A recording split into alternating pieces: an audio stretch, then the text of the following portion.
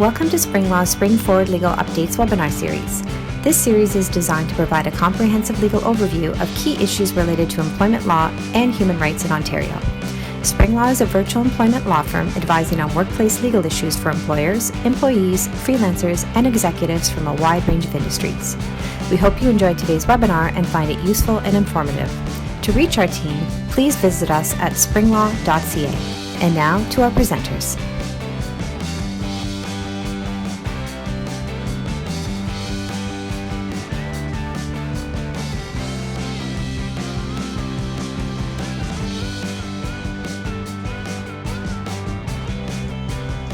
Good morning and welcome to SpringLaw's monthly webinar series, Spring Forward.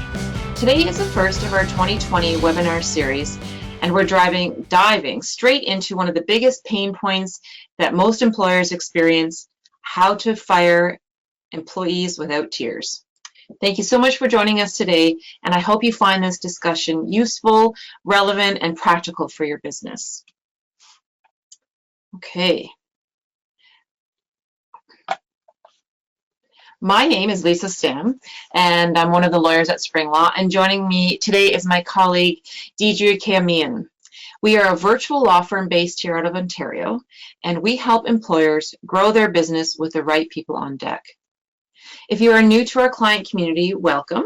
And if you are watching this live, please feel free to ask any questions in the chat function of the software and to download the handout as well. If you're watching through our YouTube channel, feel free to contact us with any follow-up questions you may have. Finally, for some more information about our legal solutions for your business, come check out our website at springlaw.ca, where we have a variety of resources to help you out, including our award-winning weekly blog, a link to subscribe to our monthly newsletters, information about our innovative subscription program for employers, and our ebook for employees who have been recently fired and are looking for an alternative to traditional in-person legal services. Okay, our creative presentation roadmap here: who, why, where, what, when, how, and some takeaways on how to terminate without tears and to really help facilitate elegant exits. Okay, let's jump in. Sorry, I'm having mouse issues here. There we go. Okay, who is this webinar for? I always like to start out and explain who I'm talking to, so that we can make sure that this information is useful to you. So this webinar really is for small and medium businesses and startups who want to get better at exiting employees in a cost-effective, in a fair way, and without all the drama. Without people walking away and burning their career at your workplace. So we really do think there's a better way to do this, that with putting some tools in place, leveraging technology, that we can make terminations less dramatic and terrifying, especially for newer bosses who are firing for the first time. It can be a very scary thing. Okay, why? Why are we drilling down on terminations in particular? Well, there are four main reasons. Today's workplaces have regular turnover. We're looking at employees leaving, 2 to 3 years, and many workplaces just bake that into their business plans and anticipate that there will be that regular turnover. So you really need to have a good termination system in place to handle that regular occurrence in the modern workplace. Secondly, because of this increasing turnover, your employees are far more informed and experienced at negotiating a termination than they were a decade ago, and certainly than a generation ago. So people are coming to the table better equipped, and employers, and especially newer bosses, you need to get yourself up to speed and able to have a more equal bargaining position. Number three, the third practical logistical reason why is that the vast majority of employment law litigation is all around terminations. That's really where the fights seem to happen. It's why people would file a claim. We're certainly seeing a ton of disability type questions in the workplace and harassment, but still at the end of the day, what is the most frequently litigated is terminations. So getting it right and upfront can just save so much headache and costs for employers in the first place. And finally, you know, we want to help employers develop a system that really helps facilitate this regular turnover without the pain and chaos. So we're, you know, we turn our minds to this quite a bit and have some ideas about what we think is a good system. Okay, the second half of the why around why we're talking about terminations today is the emotional logistics around terminations. I rarely like to drop any sort of quote from a case in a presentation because everyone's eyes glaze over. But here's a nice rare example of a legal quote that is relevant to people's real life and is in plain English so that we can all understand. This idea that work is a person's identity. And that your job and your career, even if this isn't your dream career, it's still, if it's your employee's job and how they're earning a living, it still is tied up with their identity, for better or for worse. It provides a means of financial support, but a contributory role in society as well. And so, you know, a person's employment is an essential component of their sense of identity, self-worth, and emotional well-being. This is from a 1987 Supreme Court case, but it is very frequently cited throughout the case law ever since. And you know, we dropped it in here because this issue around identity really is baked into the case law. And so courts will consider this, and it's part of the philosophical reason why, you know, if you get to court as an employer, tie is going to go to that employee, because the courts understand that this is a person's identity. They probably had a more vulnerable bargaining position when they all started out. So, you know, it's ideally for employers, you want to avoid too much litigation, because the again, tie goes to the employee. So, and in part because of this philosophy that underlines most case law. So when you are looking at terminating an employee, and we've had a few reductions of force over the last couple of months, and terminations from employers, I think just like a 2020, you know, beginning of the year, we always have this, but where employers come, and especially a less experienced terminator, which can be a good thing. It means they haven't had a lot of turnover, or it could also mean, you know, it's a newer employer. But often they'll come to the table and say, well, the ESA, the Employment Standards Act, says this, and so I'm going to only give this. But I think what's really important to recognize is that terminations are more than just X number of weeks per year of service. It's more complex than that, and especially because you need to honor that people are coming to the table and they want the value of their contributions to be recognized. And that's going to be a part of the termination package that employees are looking for.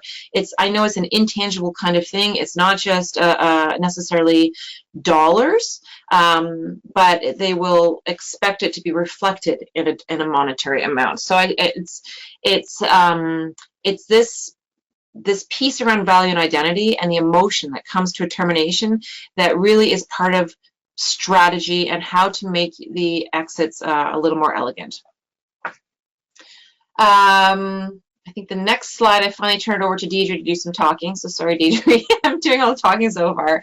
You know, where do we look for termination terms and strategies to facilitate these elegant exits? First of all, in Canada, there's always a contract. We don't have at will up here. You can see our little Canadian flag there. That's in Canada or in the US. So there's always a contract. Even if you don't have a piece of paper in place, it'll be an implied contract, and the courts will see it that way. And your employee's lawyer will see it that way. So there's always a contract in place. So the first place to look for termination terms and strategy is in the contract. And if there isn't an actual piece of paper, and we totally get it, many startups are just busy building their thing and hired some buddies, and now 2 years in, they realize, oh, we should have had some contracts in place. And it's very, very common. Not ideal, just to make it perfectly clear. I think it's better if you have a contract, because then you can lay out all the mutual expectations at exit. And so really, if you only have the bandwidth, financial and emotional, to do one thing in the employment law world, is to invest in some sort of contract with a good termination provision. That will cover off such a giant chunk of the battle and the uncertainty at the end of the relationship. Okay, what are we talking about with termination entitlements and provisions? Deidre, over to you. Yes, so what are we talking about? In Canada, there are generally two types of termination: just cause terminations and without cause terminations. Now, termination for cause is very rare. So you will most likely be dealing with a without cause termination, and if the termination is without cause, the employee will be entitled to a termination package. And the entitlements for that package comes from three sources: the Employment Standards Act, the ESA, from the contract. So the Employment Standards Act will give what is the minimum entitlements your employee has according to the statute. Your contract, which will be some sort of middle ground. And then finally, there is the common law, which is the award that a court would give to the employee. And when we look at what those entitlements are, we're not just talking about base salary. So employers tend to think that once we know how much notice an employee is entitled to, what they owe, if they're deciding to give pay in lieu of notice, is represented just by the number of weeks and calculated based on the base salary. But a court looks at it as making the employee whole and looking at the entitlements they would have had if they had continued to work. So that may include their benefits, pension contributions from the employer, a car allowance, bonuses. If an employer does not wish to continue those types of employments, but say that they still continue to give the minimum entitlements, they'll need to deal with that upfront in the employment contract. So what you're negotiating if you're dealing with a termination is never just base salary, but all of the minimum entitlements that an employee is owed according to the law, and what will happen to bonus or extra entitlements that they enjoyed while they were working. Mm-hmm. Exactly. So that's the peas and carrots of termination entitlements. And then you have the strategy, the peas and carrots strategy. So, you know, the one question we often get is, do we need to just, can we give just ESA? Do we have to give more? And often contracts will say, you know, upon a without cause termination, you'll be entitled to that minimum amount set out in the Employment Standards Act and no more. So this is the strategy piece of this. So the ESA is the floor. That's the statutory minimum that every employer must give in Canada. Well, in Ontario for ESA, but similar statutes all across the country. On the other end of the spectrum is the common law, which is what the court would award. But for your termination, what would you have continued to earn, and what kind of cushion do you need to get to the next job? So it's always going to be way more than Employment Standards Act. And then somewhere in the middle is a contract. And it would have to be a written contract, because if it's implied, you're looking at common law. If you've been able to get a written contract in place, hopefully it's some happy medium between these two.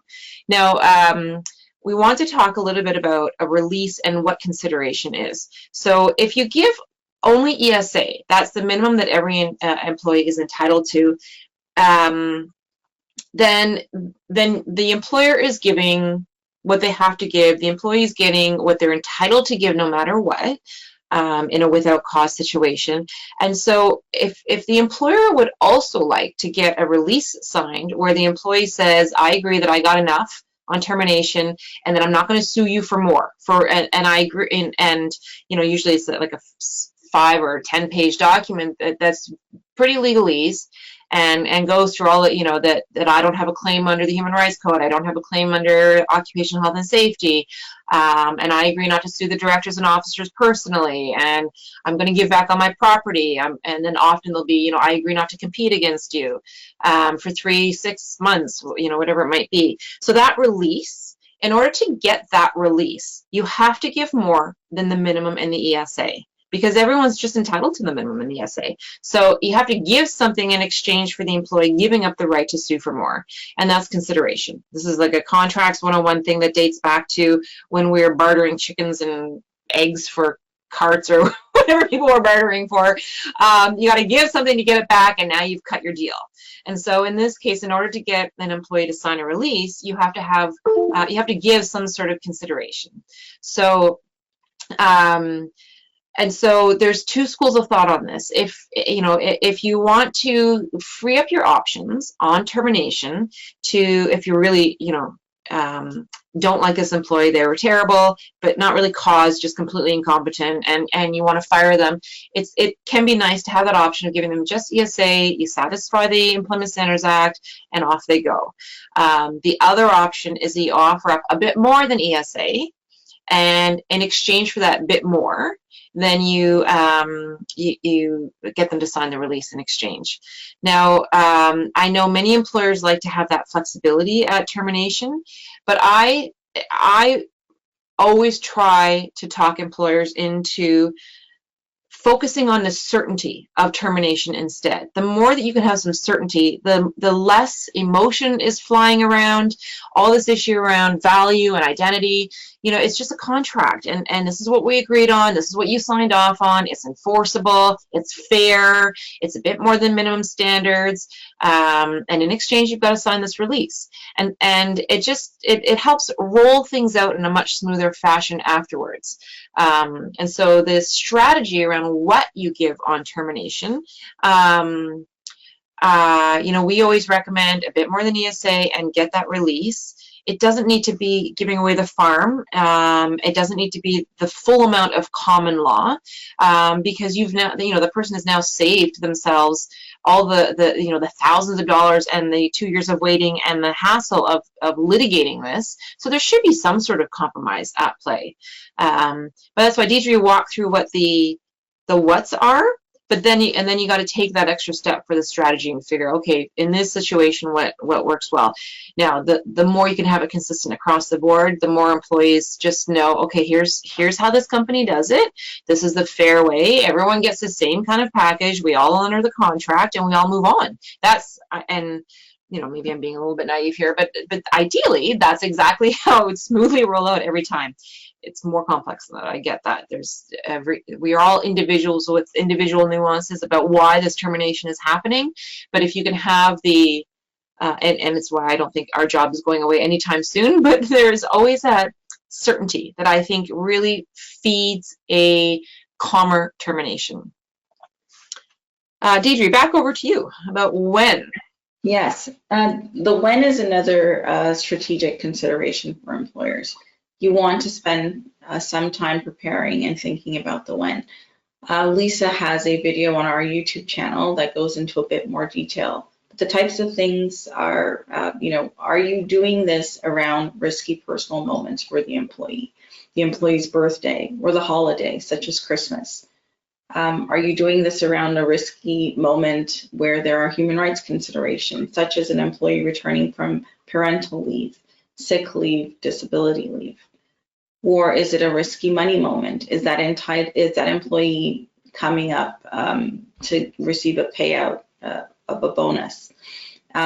Terminating them to avoid making such a payment is probably not a good strategy, because it won't necessarily disentitle them from that bonus payment depending upon the contract. So you want to think about the when, because it's already an emotional and tense time, especially for the employee.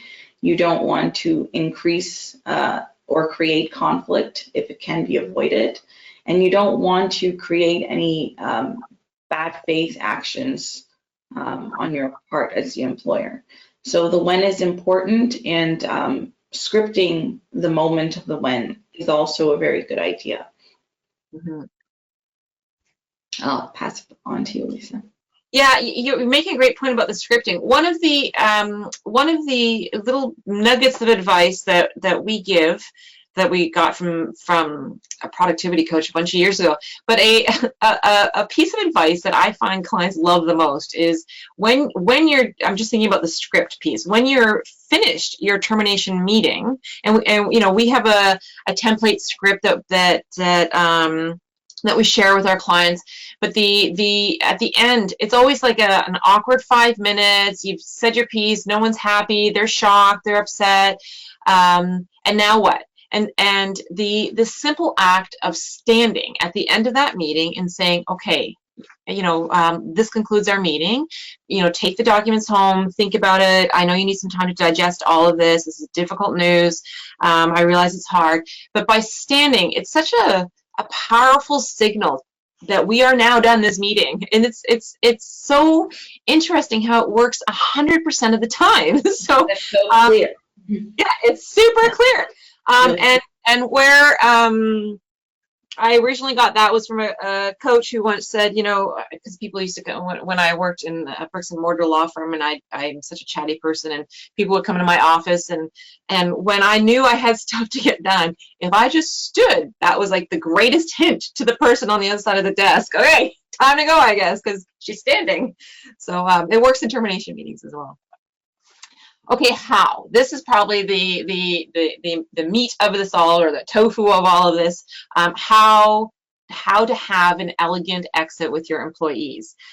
Now, our current adversarial system, it really assumes conflict. This, our legal system assumes conflict. It is built with the idea that there's going to be two polarized positions.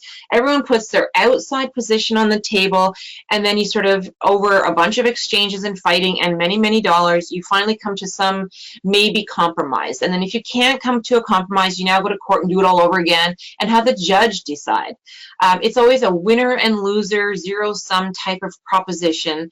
And it's, so our system is designed for that, and lawyers were wired to promote that, in, you know, advertently or inadvertently, depending on who you're working with.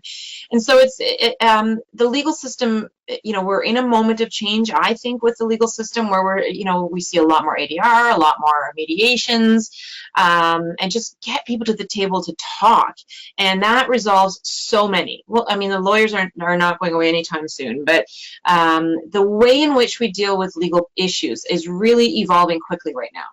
So, you know, what we're seeing is that employers who do put a bit of a reasonable offer on the table, and it doesn't have to be bananas, you know, just a reasonable termination package that manages to meet expectations. And I think that's the secret sauce here, is having these discussions early on and meeting expectations. And it's not always such a crystal ball mystery.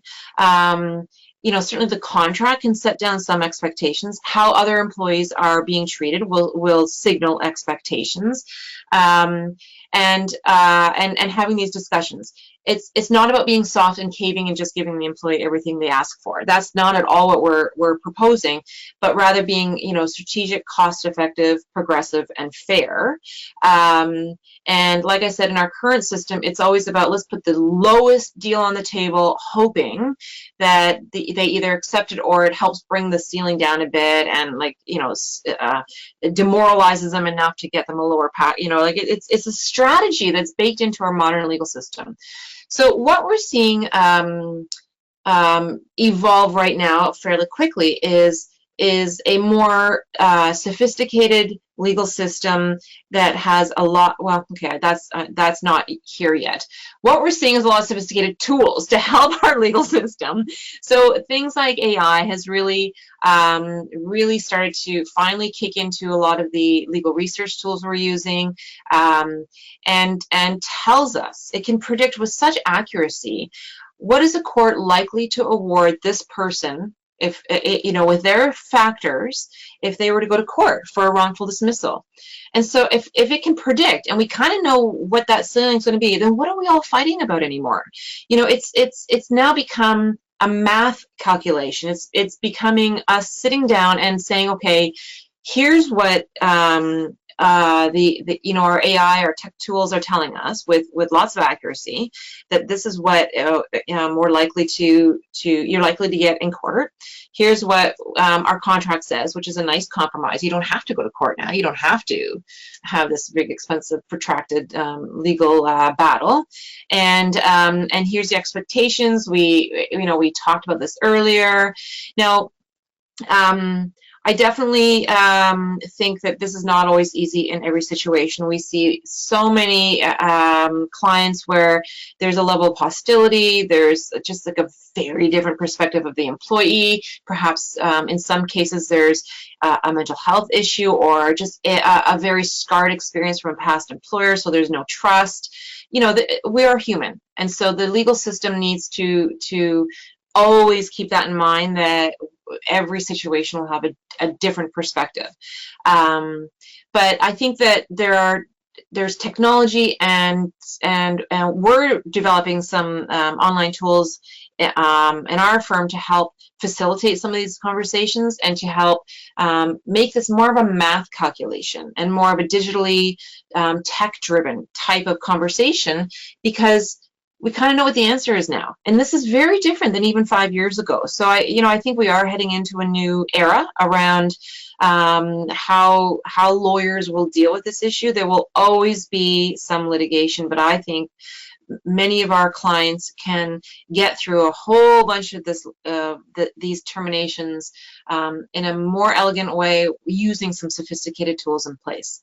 So, you know, and even if you don't have a contract in place, again, we get it. Some employers are newer, you know, and if you're a new boss and you're now, you know, having to fire, you know, somebody that you started to scale up with and they're not the right person anymore, there may not be a contract in place, but it's still, there are ways to sit down and have the conversation about what are expectations, like, let's talk about what the legal landscape actually looks like. You're not going to get $4 billion from us in 24, you know, months of notice. That's not at all what you would get if you went to court. So let's start talking about what math makes sense here. So the more we can strip out the emotion and those discussions around the employee's value and their identity, without ignoring that will always be there for the employee, but trying to strip some of these out, it can really help facilitate this elegant exit. So the future system, it's not quite here yet, but it's like on the horizon, and we're really working hard to get some tools in place for our employer clients so that they can really deal with this in a less zero-sum binary winner and loser type of situation. Okay, takeaways. Takeaways.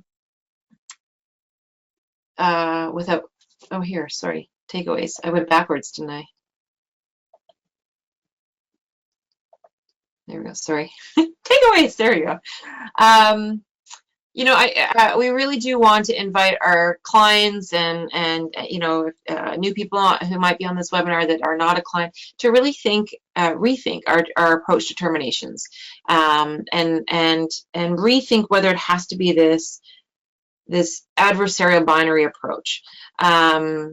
You know, there is, and I'm not even talking about ADR and mediation. I'm talking about the employer really using their own tools to start having these conversations up front. Terminations really are just another step in the company's life, in the person's career. Often when they get triggered, you know, we represent employees and executives as well, and I can tell you so many times that employee is relieved that someone pulled the trigger for them. They wanted to leave as well. Everybody ends up in a better place. You know, people can sense if it's not quite working out. So there is something to be said about acknowledging that this termination may not be the end of the world. Now, it is for some people, you know, again, tied up with identity, etc. But helping people get to that next step, you know, helping with reference letters, not being a big jerk as they're exiting, don't do this in a humiliating way, all those things that are kind of common sense, help get them to the next role, and then everybody is happy. They're out of your workplace. You can scale with different people that are better suited to where your business is right now, and it can help, you know, just facilitate this better approach. You know, so using technology and contracts and just a bit of preparation, we really think that terminations without tears is possible, and that you can work towards more elegant exits as you scale your business with the right people. That concludes our update. Deidre, did you have anything else that you wanted to add here? No, you covered everything. Yeah, Thanks for joining us, everyone. We hope that you'll join us at our next webinar, which will be on March 19. Our webinars are on the third Wednesday of every month at 10:30 a.m. So feel free to sign up to our newsletter so that you'll be in the loop about when these webinars are happening. Feel free to contact any of our lawyers directly if you have any legal questions.